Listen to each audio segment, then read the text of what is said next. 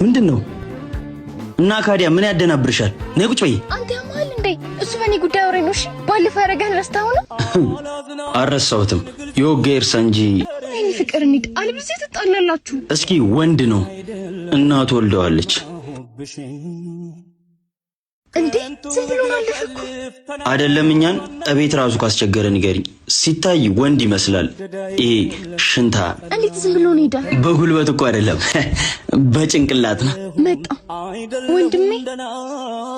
እንዴት ዝም ስላልኩሽ ነው። ሁሌ መጣላት እኮ ይሰለቻል። ደጋግመሽ የሰራሽው ስህተት ሳይሆን ምርጫሽ ነው። እኔ ደግሞ ምርጫሽን አከብራለሁ። አንተ ውሽ ምንድነው? ንቀት ነው። ሁለተኛ ታጠገብ እንዳደርስ ብያ ነበር። እሱን አንተ አይደለም ማንም አይከለክለኝ። ዝም በል። ይሄ የመጨረሻ ማስጠንቀቂያ ነው። ከዚህ በኋላ ሰው ጋር ካገኘው እገላለሁ። እባክህ ልቀቀኝ። ከሶስታችሁ ግን ቀድሞ የሚሞተው ማን ነው? አንተ፣ እናትህ ወይስ እህትህ? በዚህ ቪዲዮ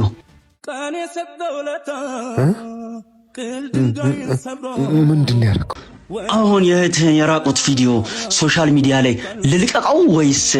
በእናት ምንድን ነው የፈለግኩ? እየፈለግኩ ነው አደረግልህ። ትርትር ጎበዝ፣ እንደሱ ነው የሚባለው። ለጊዜው አላሰብኩበትም፣ ሳስብበት ግን እነግርሃለሁ። ተግባባን አይደል? እምጣለው ላንቺ ነው።